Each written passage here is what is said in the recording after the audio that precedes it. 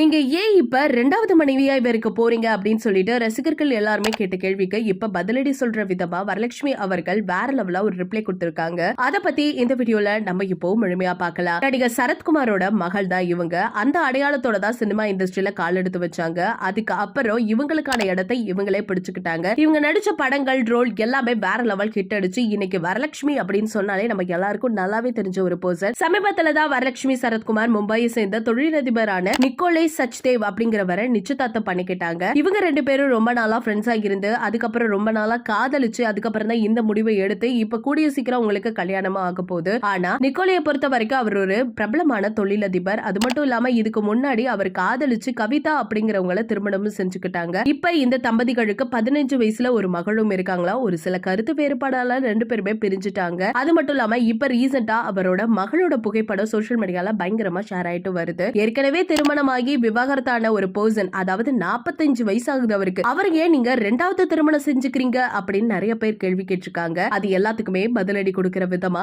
இப்ப பதில பகிர்ந்திருக்காங்க நம்ம வரலட்சுமி சரத்குமார் அவர்கள். அது என்ன சொல்லிருக்காங்கன்னா, மற்றவர்கள் என்ன பத்தி என்ன பேசுறாங்க அப்படின்னு நான் எப்பவுமே கவலைப்பட மாட்டேன். அது மட்டும் இல்லாம இப்படித்தான் பெண்கள் எப்பவும் மற்றவர்களை பற்றி கவலைப்படாம தைரியமா இருக்கணும் அப்படின்னு சொல்லியிருந்திருக்காங்க. உங்களுக்காக வாழுங்க, நீங்க இதை செய்யாத அதை செய்யாத அப்படின்னு சொல்றவங்க யாருமே உங்க கூட லைஃப் லாங் டிராவல் பண்ண மாட்டாங்க. நீங்க மட்டும்தான் உங்க வாழ்க்கைய உங்களுக்கான துணையாக இருக்க முடியும் அப்படின்னு தெளிவா சொல்லியிருக்காங்க. அதனால எனக்கு என்ன தோணுதோ அதை தான் நான் எப்பவும் செய்வேன். அதே மாதிரி நீங்க உங்களுக்கு தோன்றதை மட்டும் செய்யுங்க அப்படின்னு சொல்லி அந்த பதிவுல குறிப்பிட்டிருக்காங்க. இந்த ஒரு விஷயம் தான் இப்ப சோசியல் மீடியால பயங்கரமா ஷேர் ஆயிட்டு வருது. வரலட்சுமி சொன்னது கண்டிப்பா கரெக்ட் தான். நம்மளோட லைஃப நம்ம தான் முடிவெடுக்கணும். இன்னொருத்தவங்க முடிவெடுக்கிறாங்க அப்படின்னா அந்த இடத்துல அவங்களுக்கான உரிமை தான் அதிகமா இருக்கும். நம்ம வாழ்க்கையை நம்ம சூஸ் பண்ணுங்கிறத கிளியர் அண்ட் கட்டா சொல்லியிருக்க வரலட்சுமி எல்லாத்துக்குமே பதிலடி சூப்பராகவே கொடுத்திருக்காங்க. இதை பத்தி உங்களோட கருத்துக்கள் என்ன அப்படிங்கறத மறக்காம நம்ம கமெண்ட் செக்ஷன்ல ஷேர் பண்ணிக்கோங்க.